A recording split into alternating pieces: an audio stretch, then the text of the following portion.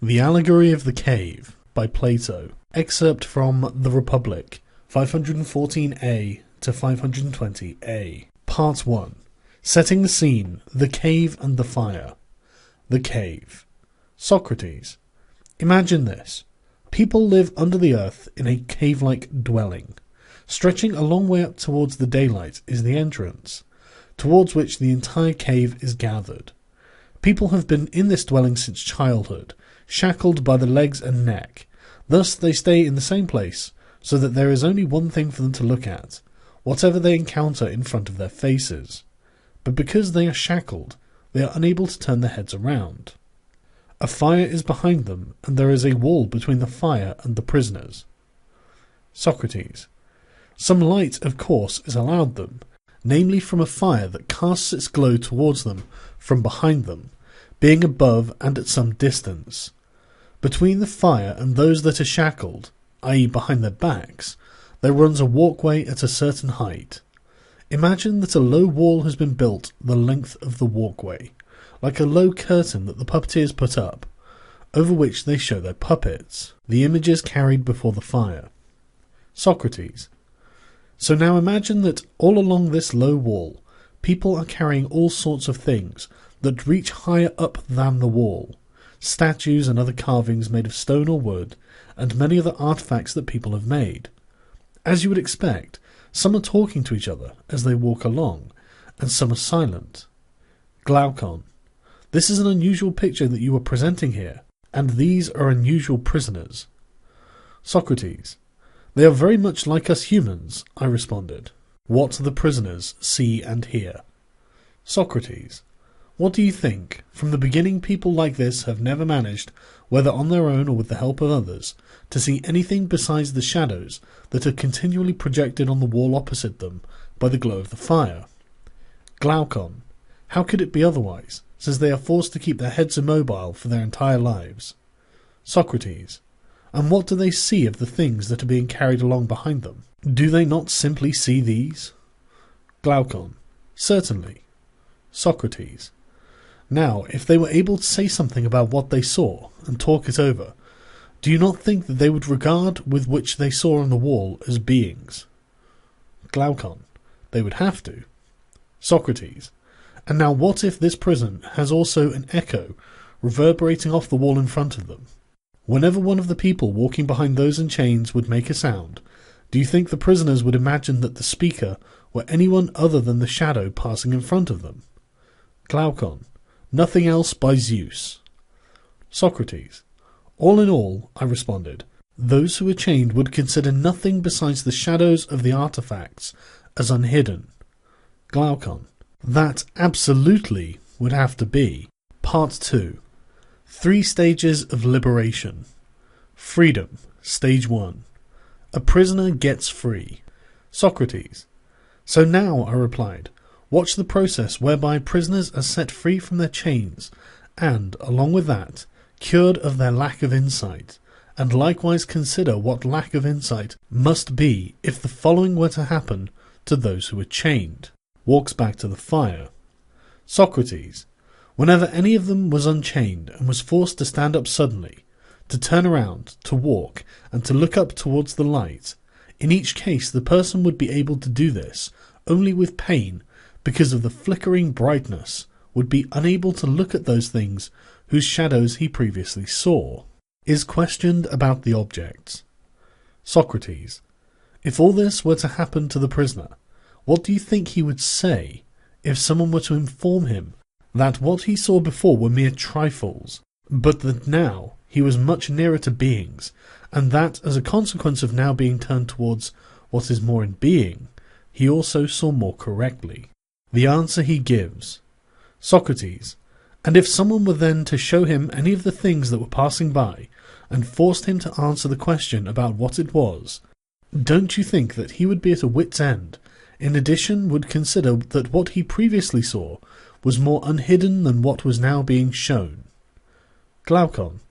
Yes, absolutely. Looking at the firelight itself. Socrates. And if someone even forced him to look back into the glare of the fire, would his eyes not hurt him, and would he not then turn away and flee, back to that which he is capable of looking at? And would he not decide that what he could see before without any help was in fact clearer than what was now being shown to him? Glaucon. Precisely. Freedom. Stage 2. Out of the cave into daylight. Socrates.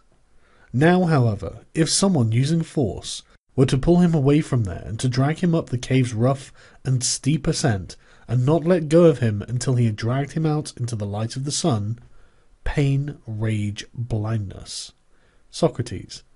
Would not the one who had been dragged like this feel, in the process, pain and rage? When he got into the sunlight, wouldn't his eyes be filled with the glare, and wouldn't he thus be unable to see any of the things that are now revealed to him as the unhidden? Glaucon. He would not be able to do that at all, at least not right away. Getting used to the light. Socrates. It would obviously take some getting accustomed. I think if it should be a matter of taking into one's eyes that which is up there outside of the cave, in the light of the sun. Shadows and reflections. Socrates. And in this process of acclimatization, he would first and most easily be able to look at the shadows, and after that the images of people, and the rest of things as they are reflected in water. Looking at things directly. Socrates.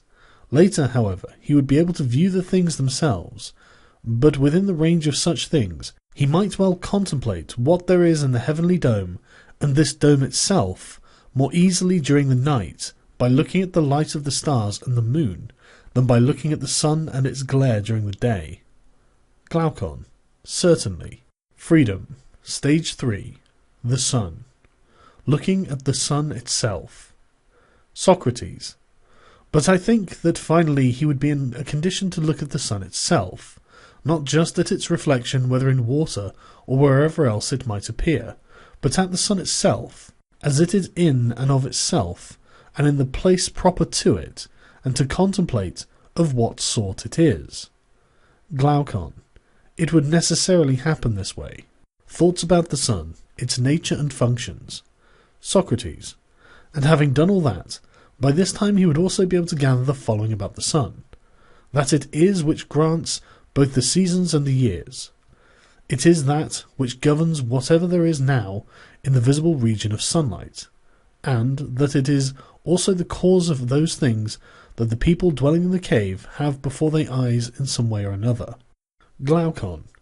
It is obvious that he would get to these things, the sun and whatever stands in its light, after he had gone out beyond those previous things, the merely reflections and shadows. Thoughts about the cave. Socrates. And then what? If he again recalled his first dwelling, and the knowing that passes as the norm there, and the people with whom he was once chained, don't you think he would consider himself lucky because of the transformation that had happened, and by contrast feel sorry for them? Glaucon. Very much so. What counts for wisdom in the cave? Socrates. However, what if among the people in the previous dwelling place, the cave, certain honours and commendations were established for whomever most clearly catches sight of what passes by, and also best remembers which of them normally is brought by first, which one later, and which ones at the same time? And what if there were honours for whoever could most easily foresee which one might come by next? What would the liberated prisoner now prefer? Socrates. Do you think the one who had gotten out of the cave would still envy those within the cave, or would want to compete with them who are esteemed and have power? Or would not he or she much rather wish for the condition that Homer speaks of, namely, to live on the land above ground as the paid menial of another destitute peasant? Wouldn't he or she prefer to put up with absolutely anything else, rather than associate with those opinions that hold in the cave, and be that kind of human being? Glaucon. I think he would prefer to endure everything rather than be that kind of human being. Part 3. The prisoner returns to the cave. The return. Blindness.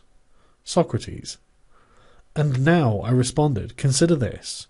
If this person who had gotten out of the cave was suddenly to go back down and sit in the same place as before, would he not find in that case, coming suddenly out of the sunlight, that his eyes were filled with darkness? Glaucon: Yes, very much so. The debate with the other prisoners.